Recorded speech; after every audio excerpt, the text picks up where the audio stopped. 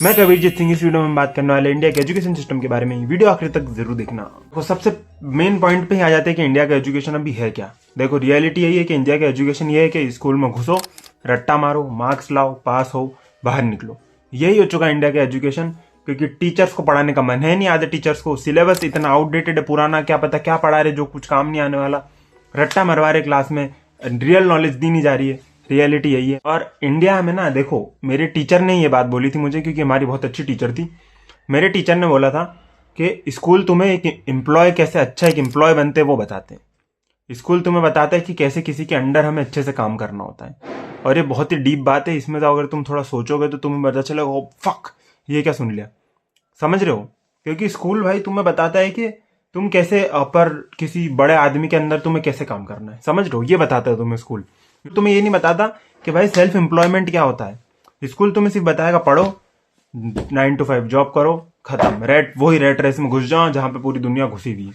जब भी तुम एक चीज नोटिस करना कि इंडिया में इंजीनियर्स ज्यादा हैं और क्रिएटर्स बहुत कम है। क्यों? क्योंकि ऑब्वियसली एजुकेशन सिस्टम ही हमें ये सिखा रहा है कि बस तुम पढ़ाई करो, पढ़ाई करो, पढ़ाई करो। जो आधी कुछ पढ़ाई काम की भी नहीं है। खुद का दिमाग मत लगाओ, क्रिएटिविटी जाए भाड़ में, कॉपी खोलो, पढ़ते रहो, रट्टा मारो, मार्क्स लाओ और पास होके निकलो स्कूल। एक और चीज नोटिस करना कि स्कूल तुम्हें ना एक फेल होने का फियर डाल देता है तुम्हारे मन में कि भाई फेल मत हो जाना कभी जिंदगी में। फेल नहीं होना, तुम्हें हमेशा पास ही होना है। तो आधे लोग तो है ना, जो क्रिएटिव होते भी है वो लोग, तो वो स्कूल से निकलने के बाद ना उन्हें डर हो जाता है, इतना फेल होने का ही इतना डर हो जाता है कि वो बेचारे कुछ नया ट्राई ही नहीं कर पाते। बहुत लोग कर लेते हैं पर मैक्सिमम लोग नहीं कर पाते, क्योंकि फेल होने का डर ही इतना बड़ा हो जाता है इंडिया में एजुकेशन सिस्टम में। स्कूल में तुम्हें बताते हैं कि बस तुम फेल हो गए तुम्हारी जिंदगी खराब। बल्कि रियल लाइफ में क्या होता है भाई, तुम एक बार में किसी चीज में सक्सेसफुल होना बहुत मुश्किल है।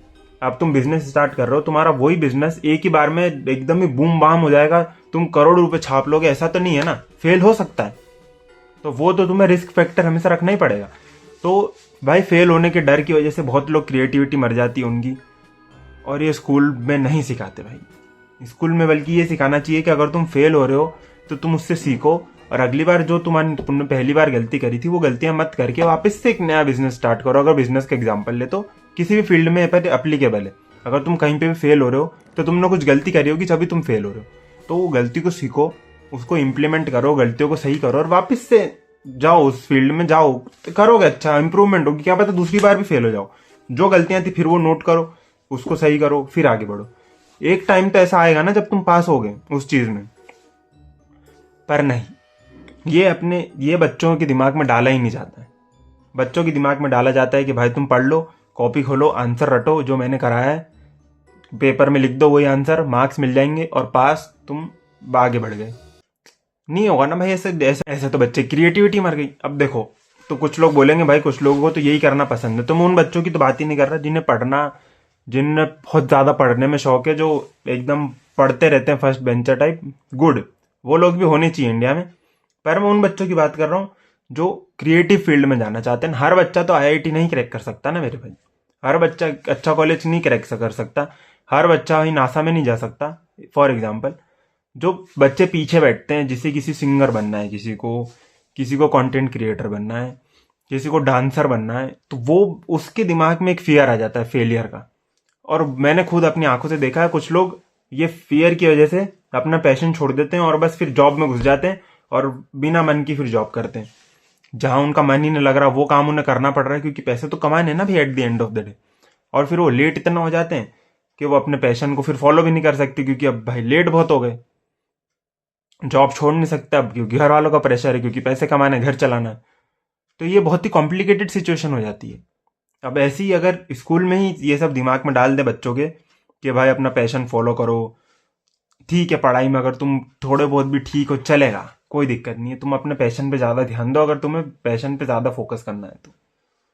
पर इंडियन बच्चों के लिए मैं बोल रहा हूँ भाई, पेरेंट्स को अभी के ज़माने में पैशन के लिए मनाना बहुत मुश्किल है, क्योंकि पेरेंट्स को ये लगता है कि भाई स्कूल जाओ, कॉलेज करो, पढ़ाई करो, नौकरी करो, सेटल हो जाओ। ये जो पैशन शब्द है ना, यही समझाना बहुत मुश्किल है कि हाँ, अगर जैसे तुम डांसर बनना चाहते हो तो तुम अपने घर पे जाके बोलो कि मुझे डांस में करियर परस्यू करना है, तो तुम्हारे घर वाले बहुत कम चांसेस है कि मान जाए। अब वो तुम्हें है कि तुम उन्हें कैसे मनाओगे। मान गए तो वेल एंड गुड, नहीं मान रहे तो भाई तुम्हें प्रूव करना पड़ेगा उन्हें कि तुम वो फील्ड में कैसे पैसे कमाओगे। या तो तुम किसी कंपटीशन में जीतो, थोड़ा बहुत पैसा ला के दिखाओ कि हाँ ये फील्ड से मैं कमाई कर सकता हूँ। किसी का एग्जाम्पल दो कि ये देखो ये भी डांसर है, मैं भी इसके जैसा बनूंगा, ये इतने पैसे कमा रहा है, मैं इससे ज़्यादा कमाऊंगा, ये इतने कमाऊंगा। तो तब शायद तुम्हारे घर वाले मान जाए।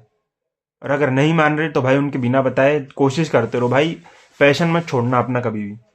अगर वो नहीं मान रहे उनको बिना बताए करते रहो ट्राई। अगर तुम में टैलेंट होगा तो, अगर तुम पैशन में अपने अच्छे होगे तो तुम एक दिन सक्सेसफुल जरूर हो जाओगे। तो अपना पैशन कभी मत छोड़ना, मेहनत करते रहना, एक दिन तुम जरूर सक्सेसफुल बनोगे। और वीडियो को लाइक तो खैर क्या ही करोगे भाई, मेहनत करो।